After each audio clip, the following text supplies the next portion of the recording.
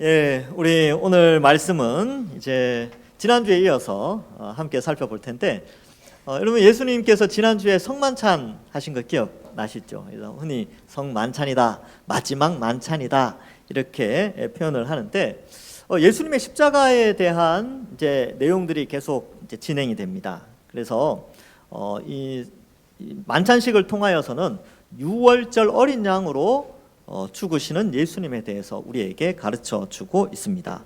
유월절 어린 양은 두 가지 의미가 있습니다. 첫 번째는 이스라엘의 장자의 죽음을 대신해서 양이 대신 잡아 죽게 되지요. 그래서 예수님도 온 인류의 죄의 형벌, 죽음과 지옥의 형벌을 대신하여 어린 양같이 유월절 어린 양처럼 우리를 대신하여서 십자가에 달려 죽으시게 됩니다. 이게 첫 번째 의미고요.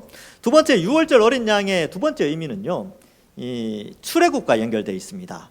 이집트에서 종노릇하고 이 노예 생활을 하던 이스라엘 백성들이 이제 노예가 아니라 자유인으로서 하나님 나라의 백성으로 약속의 땅에 들어가게 되는 그 첫 시작점이 유월절입니다. 그래서 예수님도 예수님의 이 십자가 보혈로 말미암아 이제 우리가 죄의 지배를 받으며 살았었는데, 즉 죄가 시키는 대로 우리는 인식하지 못했지만 우리는 죄가 시키는 대로 죄를 지으면서 죄를 지을 수밖에 없는 존재로 살아갔었는데, 예수님의 십자가에서 죽으심이 바로 우리가 죄의 지배가 아닌 성령의 지배 아래로, 하나님의 다스림 아래로 들어가는 그러한 죄의 노예에서 죄에서 자유를 얻는 그런 의미에서 이 십자가가 유월절 어린 양의 의미가 우리에게 다가오게 됩니다. 그래서 우리가 예수님 십자가를 믿으면 우리는 죄의 종이 아니라 이제 성령의 종, 하나님의 종, 그리스도의 종이 되어서 거룩하게 살아가는 자들로 부르심을 받았습니다. 그래서 출애굽해서 이스라엘 백성들이 출애굽했던 것처럼 우리도 제2의 출애굽, 그래서 우리를, 예수님 믿는 우리를 새 이스라엘 백성이다라고 일컫게 되는 것입니다. 뿐만 아니라 만찬식의 주님의 살과 피는 언약식의 제물의 살과 피와 같아서 하나님과 우리 사이에 하나님을 아버지로 고백하는, 하나님 우리를 자녀로 보호하시는 그러한 언약식과 같아서 앞으로 성찬식을 맞이할 때는 그런 언약식을 기념하고 십자가를 기억한다는 의미에서 이 성찬의 의미를 맞이해야 된다. 그래서 4월 27일 날 우리 성찬식이 있는데, 그때는 조금 더 의미 있게 여러분들께서 성찬식에 참여하시면 되겠습니다. 자, 예수님은 이 유월절 만찬을 마치시고 감람산으로 나아가게 되죠. 그래서 오늘 본문 말씀 31절의 말씀에 보면 그때는 이제 감람산으로 가시는 거예요. 감람산으로 가실 때에 예수께서 제자들에게 이르시게 됩니다. 그래서 11제자가 함께 가죠. 가룟 유다는 이미 나갔으니까. 오늘 밤에 너희가 다 나를 버리리라.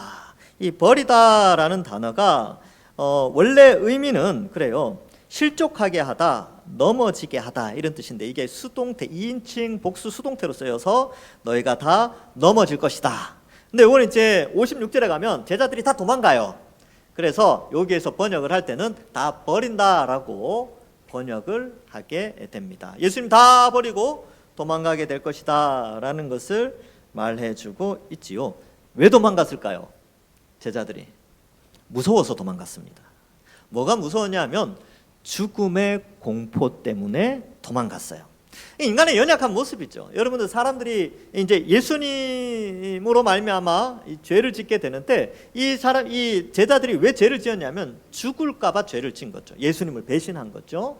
그래서 보통 사람들이 죄를 짓는 이유가 다 이 공포심 때문에 죄를 짓습니다. 예를 들면 이런 거죠.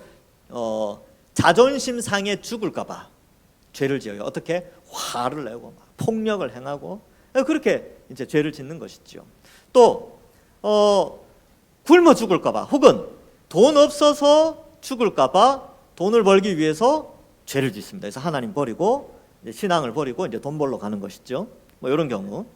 또 보통 사람들이 이제 이런 여러 가지 공포감 때문에 하나님이 우리를 지켜주시고 보호하신다 이런 개념보다 이 세상으로 말미암아 이 세상에, 죄악된 세상에서 다가오는 그 거대한 문화적인 뭐 가치관 이런 것들에 대한 공포감으로 인하여서 보통은 죄를 짓습니다.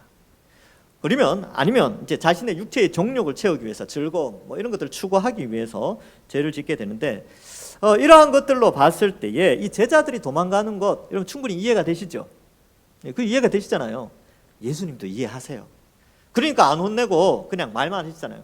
사실 너희가 다 나를 버릴 거야. 이렇게 말씀을 하시는 것이지요. 근데 사실은 이것이 성경에 기록되어 있던 구약에 기록된 선지자의 메시지가 성취되어진다는 것을 나타내고 있습니다. 스가랴 13장 7절에 보면 만군의 여호와가 이르노라 칼아 깨어서 내 목자 내 짝된 자를 치라. 목자를 치면 양들이 흩어지려니와 작은 자들 위에는 내가 내 손을 들이우리라. 이렇게 기록하고 있습니다. 요 구절이 참 중요한데 지금 목자를 치면 양이 흩어진다라는 말씀을 여기 31절에서도 인용하고 있어요. 기록된 바 내가 목자를 치리니 양의 떼가 흩어지리라 하였느니라. 그래서 제자들이 도망가는 것은 사실 그들의 연약함도 있지만 구약의 말씀을 이루는 것이다 라는 것을 말씀해 줍니다. 그런데 뜬금없이 32절이 나와요. 그러나 내가 살아난 후에 너희보다 먼저 갈릴리로 가리라. 이렇게 기록하고 있습니다. 여러분 갈릴리는 어떤 장소입니까? 12명의 제자가 다 갈릴리 출신입니다. 그래서 앞에서 우리가 살펴봤는데 예수님이 초기 사역은 갈릴리에서 했죠. 갈릴리에서 사역할 때 12명의 제자를 부르세요. 그러니까 12명의 제자가 남쪽 지역 출신이 아니라 북쪽 갈릴리 지역 출신인데 내가 먼저 갈릴리로 가리라 이 표현은 뭐냐면 내가 너희를 모았던 그곳에서 흩어진 너희를 다시 모으겠다라는 의미가 있어요. 그렇다면 아까 스가랴 13장 7절 다시 자막을 좀 띄워주시면 되는데 거기 뒷부분에 보시면 작은 자들 위에는 내가 내 손을 들이우리라 이 표현이 있는데 이게 뭐냐면 손을 뻗쳐서 그 흩어진 양들을 다시 모은다라는 의미가 있는데 이게 32절에 내가 갈릴리로 가리라 이 표현과 연결된다는 것입니다. 여러분 예수님은 제자들의 연약함을 다 아세요.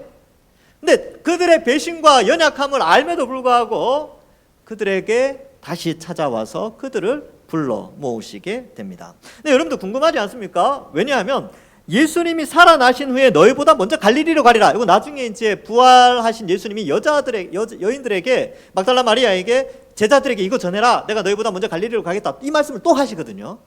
근데 실제적으로 여러분 부활하신 그날 아침 일찍은 여인들을 만나지만 바로 그날 저녁 예루살렘 성 안에서 왜냐하면 무교절 중에 있었기 때문에 유대의 남자들이 거의 다 예루살렘 안에 있거든요. 예루살렘 성에 있는데 제자들이 모여 있었어요. 근데 예수님이 나타나시잖아요. 닫힌 문 안으로 나타나시면서 너희에게 평강이 있으라 라고 하는데 이 말씀을 보면 너희보다 먼저 갈릴리로 가신다고 그랬는데 유대에 모여 있는데 제자들이 모여 있는데 나타나셨는데요? 이렇게 이제 질문할 수 있는데 왜냐하면 이 갈릴리라는 단어가 가진 상징성 때문에 이 말씀을 하신 거예요. 뭐예요? 제자들을 부르신 곳, 원래 흩어져서 살고 있던 그들을 부르신 곳에서 다시 부르신다는 의미가 있기 때문에 이 갈릴리로 먼저 간다라는 의미가 있고요. 두 번째로 예수님께서 부활하셔서 예루살렘에 먼저 나타나세요. 그날 부활하신 날 제자들에게 나타나시거든요. 그날 마침 이제 예수님 나타났을 때 도마가 없었어요. 그래서 일주일 후에 또 예수님이 한 번 더 나타나십니다. 그래서 도마한테 보여주면서 야 이거 봐. 그러자 이제 도마가 그러죠. 나의 주 나의 하나님 신앙 고백을 한단 말이죠. 그리고 요한복음에 보면 세 번째로 제자들에게 나타나셨을 때가 바로 갈릴리였어요. 부활하신 예수님께서 제자들에게 나타났는데도 제자들이 어떻게 이야기하냐면 이제 예수님 보였지만 나 이제 그래도 다시 고기 잡으러 갈래. 나 고향으로 내려갈래. 나 낙향할래. 라고 하면서 갈릴리로 다 흩어져요. 근데 예수님께서 고기 잡는 어부들에게 다시 나타나는 장면이 요한복음 21장 세 번째 나타나는 장면에서 제자들을 그때는 이제 7제자거든요. 7명의 제자들을 우선 먼저 만나 주십니다. 그리고 뭐라고 그래요? 내 양을 먹여라. 베드로야 네가 나를 사랑하느냐? 그러니까 주님 아십니다. 그러니까 내 양을 먹이라 라고 하면서 제자들에게 다시 사명을 더하여 주시게 됩니다. 자, 그래서 이 갈릴리는 그런 의미가 있어요. 그들의 첫 번째 마음, 처음 예수님을 따라갈 때 그 마음을 회복하고 이들의 큰 범죄함에도 불구하고, 그렇죠? 이 범죄함에도 불구하고 예수님은 그들을 끝까지 사랑하시고 구원해 주시고자 하는 그런 사랑의 마음, 용서의 마음이 여기에 나타나게 된다는 것입니다. 그래서 갈릴리는 다시 불러 모으시는 장소요, 용서의 장소며 또한 이 스가랴 13장 7절의 말씀 손을 펴셔서 그들을 다시 불러 모으시는 장소라는 것을 우리에게 가르쳐 줍니다. 그래서 예수님은 제자들을 끝까지 책임져 주세요. 요한복음에 보면 제자들을 사랑하시니 끝까지 사랑하시니라 이런 말씀도 나오고, 요한복음 17장 12절에는 하나님께 기도할 때, 우리 복음서에서는 마태, 마가, 누가에서는 겟세마네의 기도가 나오는데 요한복음에서는 그 기도의 내용이 조금 더 풍부하게 요한이 다른 복음서에 기록되지 않은 예수님의 기도를 올려드리는데, 요한복음 17장에 대제사장적 기도라는 내용에 이런 내용이 나옵니다. 12절에 보면 내가 그들, 제자들 있죠, 그들과 함께 있을 때 내게 주신 아버지의 이름으로 그들을 보전하고 지키었나이다. 그 중에 하나도 멸망하지 않고 다만 멸망의 자식뿐이오니, 가룟 유다죠. 가룟 유다뿐이오니 이는 성경을 응하게 하려 함이라. 여기 이제 기도문에 보면 예수님께서 제자들을 보존하고 지키고 멸망하지 않도록 끝까지 책임지신다는 내용이 나오게 되죠. 그들의 배신에도 불구하고. 저라면 여러분들 어때요? 여러분 배신자, 여러분들 삶을 살면서 여러분들 가운데 배신자들 만나본 적 있습니까? 여러분 삶 속에서 저런 배신을 하다니, 그럼 어때요? 보통은 평생 원수 지고 살죠. 예수님은요, 그들을 찾아오십니다. 왜냐하면 그들의 배신의 마음이 어떠했다는 걸 알거든요. 그 죽음의 공포가 어떻다는 걸 예수님이 누구보다도 잘 압니다. 뒤에 겟세마네의 기도를 보면 알아요. 예수님의 그 기도는 죽음의 공포감을 가득 가진, 그 공포감으로 인하여 완전히 패닉 상태에 빠진 상태에서 하나님께 기도하는 내용이 뒤에 나오고 있거든요. 그러니까 그 제자들의 그 배신의 그 마음, 그들이 가지고 있었던 죽음의 공포를 충분히 이해하시기 때문에 그들을 넓은 마음으로 품어 주신다는 것을 말해주고 있습니다. 그래서 이제 다 버리는데 내가 이제 갈릴리로 가리라 그러니까 베드로가 33절에 딱 말씀하죠. 베드로가 대답하여 이르되 모두 주를 버릴지라도 나는 결코 버리지 않겠나이다. 여러분 이 고백은요 진심이에요. 그리고 이 진심이 결심으로 나타난 것이죠. 그래서 예수님께서 그 연약한 앞으로 될 일을 아시는 예수님께서 현재 이들의 제자들의 이 진심과 결심은 진짜예요. 그들은 예수님을 속인 것이 아닙니다. 이때는 왜냐하면 죽음의 공포가 없었거든요. 예수님하고 같이 있었으니까 기분 좋게 이제 찬미하며 감람산으로 가는 길이니까 죽음의 공포가 그들에게 닥치지 않았어요. 그러니까 얼마든지 진심으로 저는 예수님 따르겠습니다, 나는 안 버리겠습니다, 이렇게 말할 수 있지요. 근데 예수님께서 34절에 이르시되 내가 진실로 내게 이르노니 오늘 밤 다 굴기 전에 네가 3번 나를 부인하리라.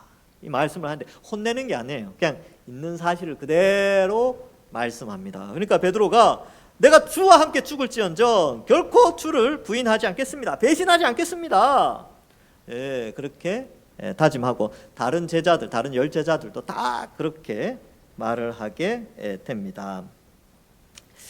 근데 이제 결국 베드로가 3번 부인하죠. 그리고 부인하고 배신하고, 그때 예수님이 하신 말씀을 떠올리며 75절에 가면 이런 내용이 나옵니다.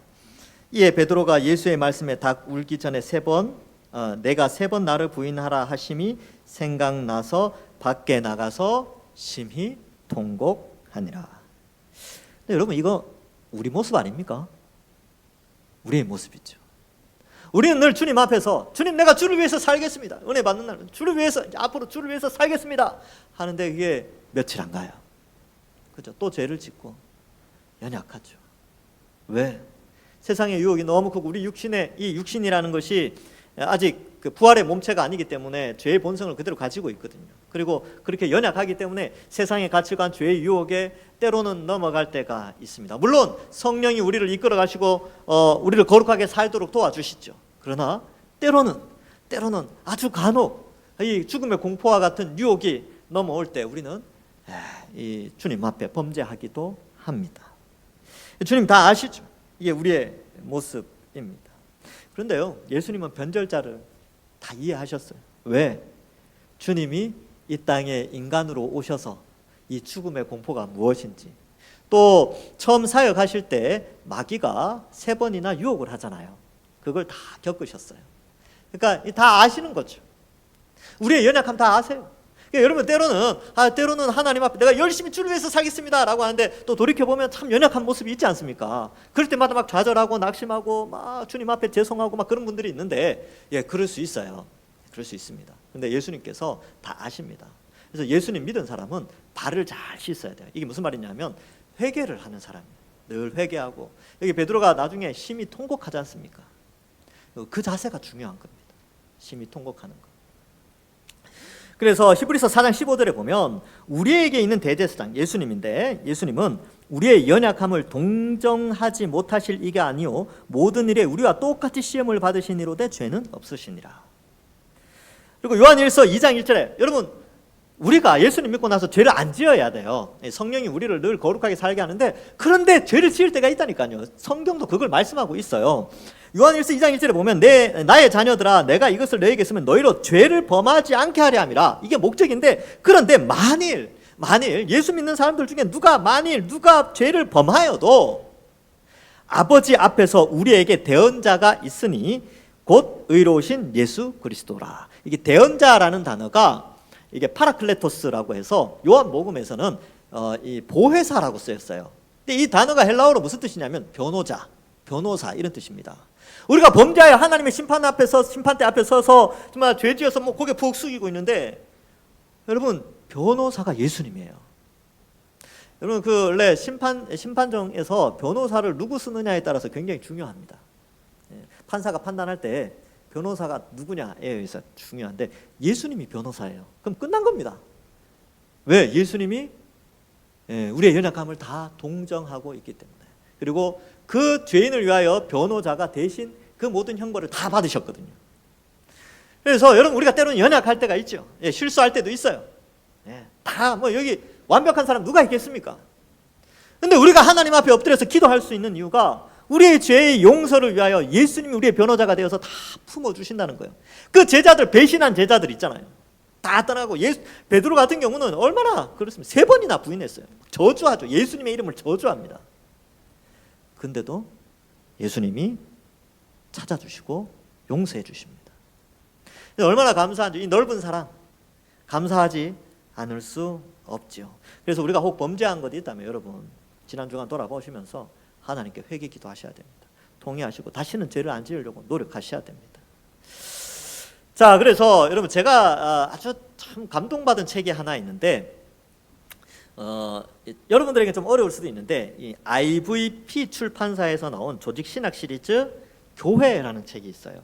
그 책이 저자가 이제 에드먼드 클라운인데, 이 에드먼드 클라운은 우리 개혁주의 안에서 아주 유명한 신학자입니다.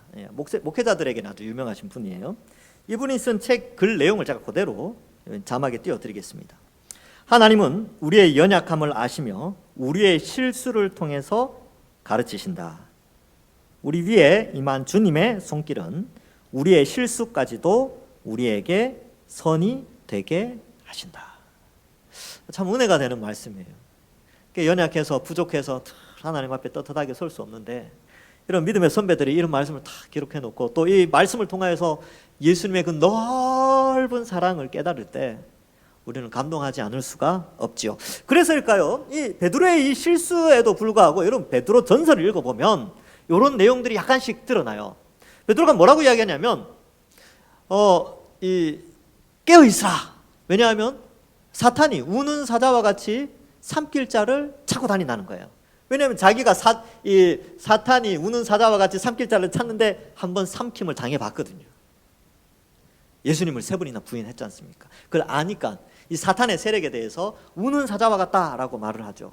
그리고 그 예수님에 대한 사랑을 기억하면서 만물의 마지막에 가까이 왔으니 너희는 서로 기도하라, 깨어 기도하라. 무엇보다도 뜨겁게 서로 사랑하고 깨어 기도하라라고 말합니다. 왜요? 예수님이 깨어 기도하라고 이제 여기 나오거든요.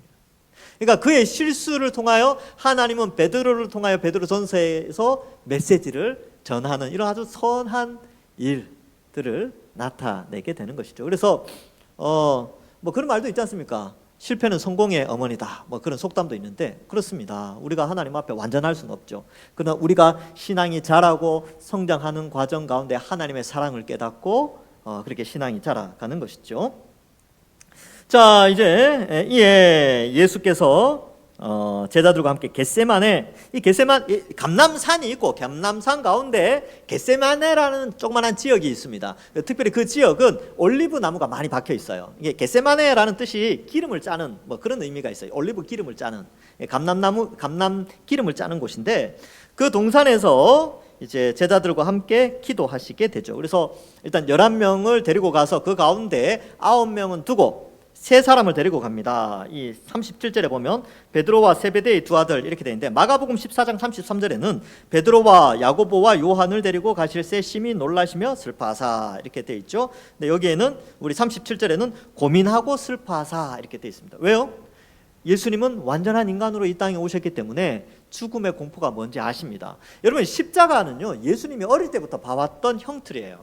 십자가는 공개 처형 장소입니다. 그래서 지나가는 모든 사람이 십자가에 달린 사람이 어떻게 죽는지 다 알아요. 너무나 끔찍하게 죽는다는 것을 다 압니다. 경험상 십자가에 달린다는 것은 엄청난 공포를 의미하죠. 그래서 어때요? 예수님이 고민하고 슬퍼하시죠. 38절에는 매우 고민하여 죽게 되었다. 근데 어떻게 할지 몰라서 벌벌 떨면서 패닉 상태에 빠진 것을 의미합니다. 인간이 느끼는 공포감을 그대로 묘사하는데, 여러분, 이 장면은요, 예수님 믿지 않는 자들이 죽어서 하나님 앞에 섰을 때의 장면입니다. 이제 곧 지옥 형벌의 사형틀, 십자가의 사형틀 앞에 예수님의 모습은 지옥에 들어가기 전에 인간의 모습이에요. 패닉 상태에 빠지고 공포감과 엄청난 두려움이 그를 휩싸여서 어떻게 할 수 없는 그런 모습을 의미하고 있습니다. 여러분, 예전에 이제 그 장로님, 간증하러 다니는 장로님 중에서 구치소에 계셨던 장로님이 있으셨어요. 박무슨 장로님 계셨는데, 그분이 하시는 말씀 중에 제가 기억나는 것이, 보통 이제 사형수가 있으면 아무도 그 구치소 안에서 건드리지 않는데요. 아무도 건드리지 않아요. 왜? 사형수니까. 사형수는 늘 당당해요. 막 이렇게 당당한데 늘 이렇게 이제 활동하고 자기 방으로 이렇게 오른쪽으로 가는데, 어느 날은 오른쪽이 아니라 왼쪽으로 탁 간다는 거예요. 그날이 사형이 집행되는 날. 그걸 아는 순간 완전히 얼굴이 사색이 된대요. 얼굴이 하얘지고 걸음을 걷지 못하고 다리를 떨며, 그리고 이제 이 소변을 보는, 그래서 사형장으로 끌려간다는 거죠. 그래서 그 두려움, 그 공포감, 자신이 곧 엄청난 벌을 받게 된다는 그 공포감이 지금 예수님께 있는데, 이 공포감을 원래는 우리가 받아야 되는 거예요. 우리가 이 패닉 상태, 이 공포의 패닉 상태 속에 원래 우리가 예수님 안 믿었으면 지옥 앞에서 우리가 하는 행동이 바로 이 모습입니다. 죽음의 공포의 모습. 근데 예수님이 겟세마네 동산에서 이 공포감을 가지고 기도를 하시게 되는 것이죠.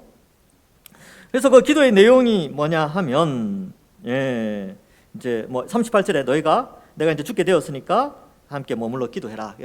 다른 복음서에 보면 돌 하나 던질 거리 됐죠. 그래서 한번 뭐 10m, 20m 정도 되는 거리에서 떨어져서 예수님, 세 제자, 9제자 이렇게 나누어서 있는데, 이 세 제자에게는 특별히 깨어 기도하라고 말씀합니다. 39절에 조금 나아가서 얼굴을 땅에 대시며 기도하시죠. 아버지여, 만일 할만하시거든 이 잔을 내게서 지나가게 하옵소서. 예수님이 원하시는 거예요. 그러니까 이 십자가를 피하고 싶은 거죠. 이게 당연한 거예요. 왜? 죽음의 공포가 있으니까. 그러니까 인간으로 오셨기 때문에 이 고통과 그 좌절과 낙심과 수치와 그 엄청난 고통, 이걸 다 겪어야 되는 거예요. 그러니까 그게 너무 두렵고 떨리는 가운데 예수님이 하신 행동은 기도입니다. 절망의 상태, 정말 어떻게 해결할 수 없는 그 상태에서 예수님은 하나님께 기도하셨어요.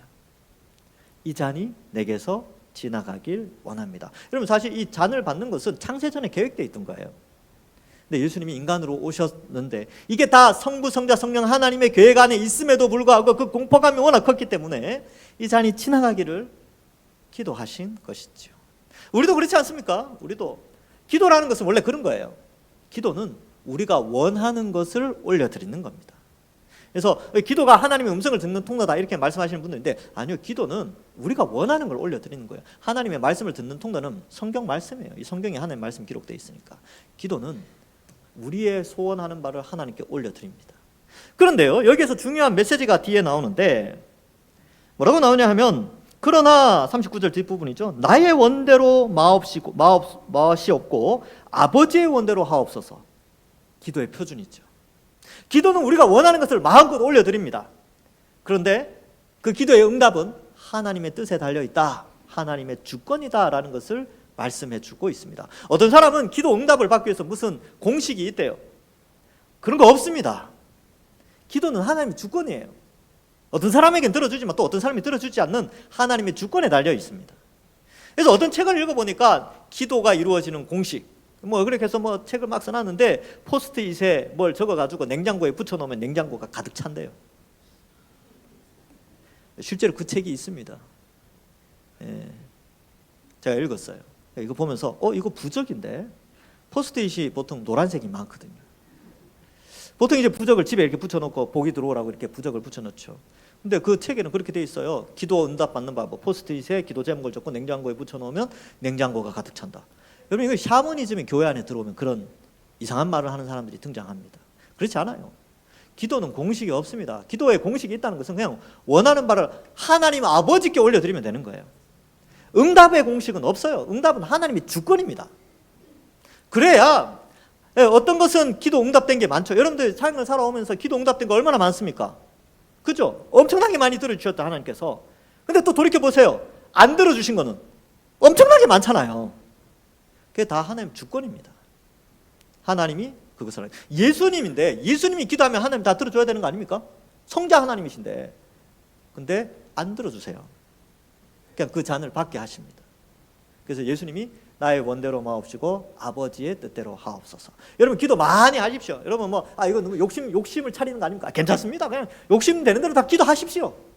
기도는 원래 그렇게 욕심껏 기도 다 하시는 겁니다. 근데 하나님이 알아서 안 들어주실 거는 안 들어주세요. 근데 들어주실 거는 들어주십니다. 그러니까 손해볼 거 없잖아요. 기도는 마음껏 하십시오. 근데 기도 응답은 하나님 주권에 있고, 그러니까 기도 응답이 내가 기도한 것대로 안 된다고 낙심할 필요 없어요. 왜? 하나님의 주권대로, 하나님 주권으로 no라고 대답하셨구나. 그렇게 받아들이시면 되는 것이죠. 그래서 yes 그렇게 받아들일 때가 있고, 이게 응답할 때가 있고, 안 들어주실 때가 있어요. 사도 바울도 3번이나 기도했는데 하나님 뭐라 그래요? 네 은혜가 네게 족하다 하고 그거 안 들어주셨잖아요. 육체의 가시를. 그 다음에 기다려야 되는 게 있어요. 기다려야 되는 거. 오래토록 기도해야 되는 것이 있습니다.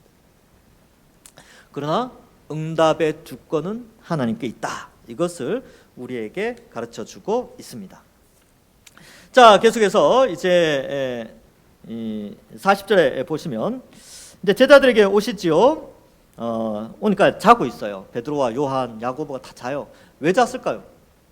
피곤하니까. 피곤해서 잤어요.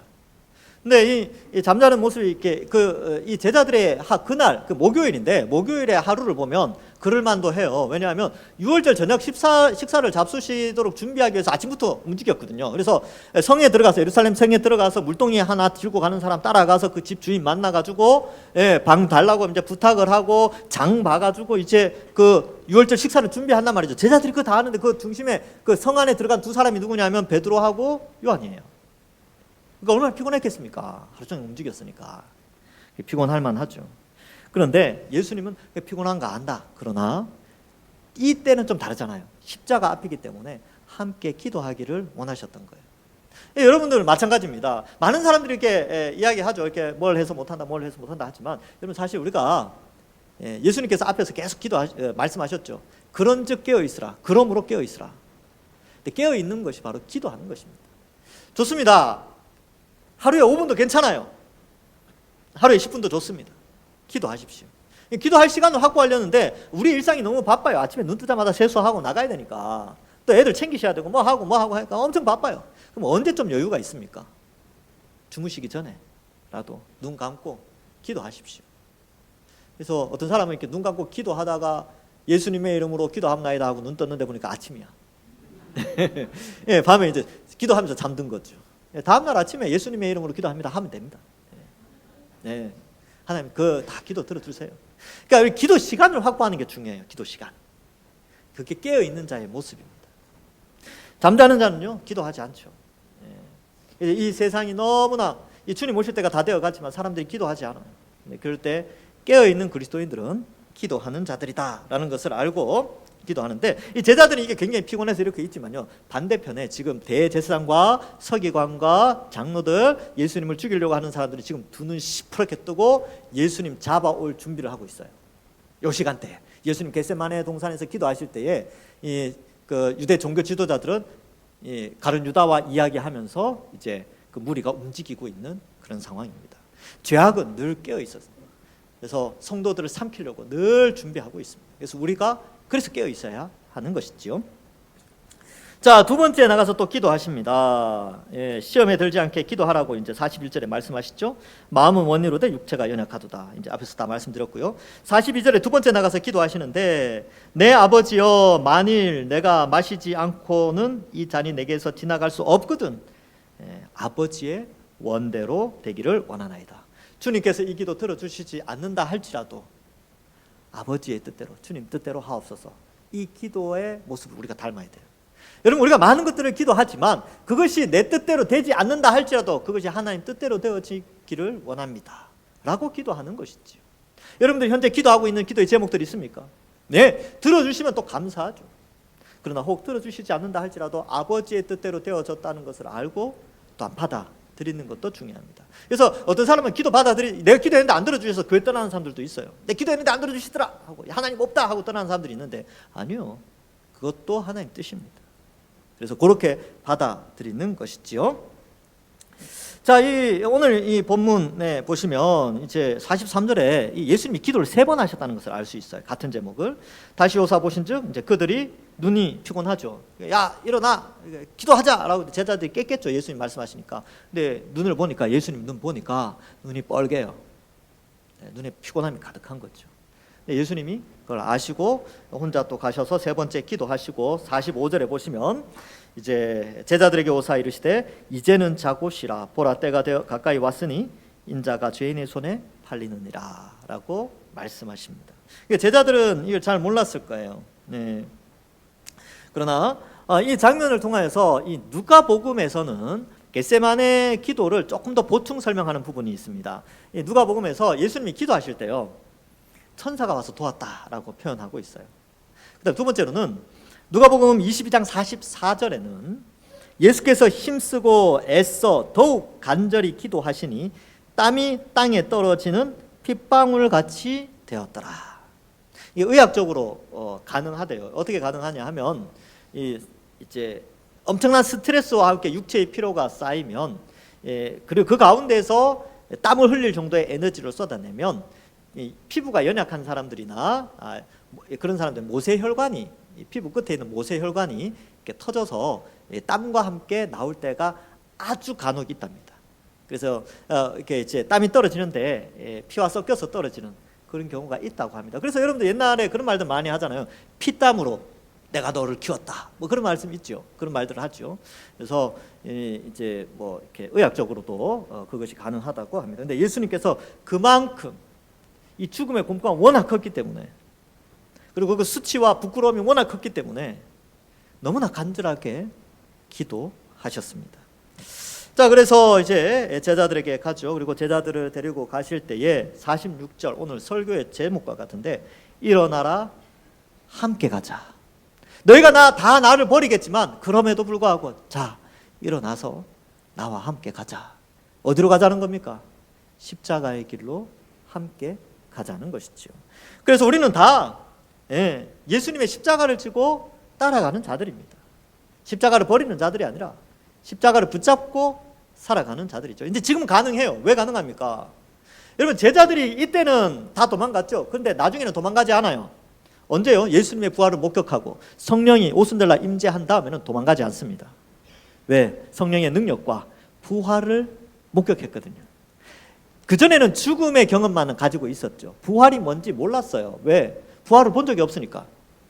그리고 죽었다 살아난 사람도 나중에 다시 죽지만 예수님은 부활하셔서 영원히 죽지 않고 승천하셨거든요. 그러니까 그 경험적 지식과 함께 하나님의 말씀 그리고 성령의 인도하심으로 말미암아 죽음 앞에서 나중에 이 예수님을 죽였던 그 공회 앞에서 베드로가 부끄럽다고 3번이나 부인했던 그 제사장 앞에서 다른 이로서는 구원 얻을 수 없나니 천하 인간의 구원 얻을 만한 다른 이름을 우리에게 주신 일이 없습니다 라고 베드로가 강력하게 선포합니다. 우리도 마찬가지. 우리도 예수님의 십자가 길을 걸어갈 수 있습니다. 왜요? 우리는 성경을 통하여 부활하신 예수님을 만났고 부활하신 예수님을 목격한 자들의 순교와 우리 믿음의 선배들의 죽음을 극복하는 부활을 소망하면서 죽어갔던 그 믿음의 그 길들이 있고 또한 성령이 우리 속에서 우리의 신앙의 가치를 깨닫게 하여 주시기 때문에 우리도 죽음의 공포가 마귀가 무기로 사용하는 죽음의 공포가 우리를 차지할 수 빼앗을 수 없습니다. 그래서 십자가의 길을 걸어갈 수 있습니다. 마태복음 16장 24절에 이에 예수께서 제자들에게 이르시되 누구든지 나를 따라오려거든 자기를 부인하고 자기 십자가를 지고 나를 따를 것이니라. 말씀을 맺습니다. 지금도 예수님은 말씀합니다. 일어나라, 함께 가자. 우리 이번 한 주간 사실 때 여러분들 이 십자가, 즉 그리스도인으로서 빛과 소금의 역할을 감당하며 또 세상 가운데 복음 전파하고 거룩하게 사는 이 십자가의 길 걸어가시는 모든 주의 백성들 되시길 주님의 이름으로 간절히 축원합니다. 기도하겠습니다. 하나님 감사합니다. 우리에게 믿음을 주시고 성령을 보내어 주셔서 예수님의 십자가의 길이라 할지라도 부활의 영광이 있음을 알고 믿음의 길, 신앙의 길, 거룩한 길로 걸어가는 저희들 다 되게 하여 주옵소서. 이번 한 주간도 일어나 예수님과 함께 동행하는 저희들 다 될 수 있도록 세상이 흔들리지 않는 저희들, 예수님 더 사랑하며 살아가는 저희들 되게 하여 주옵소서. 감사드리옵고 예수님의 이름으로 기도하옵나이다. 아멘.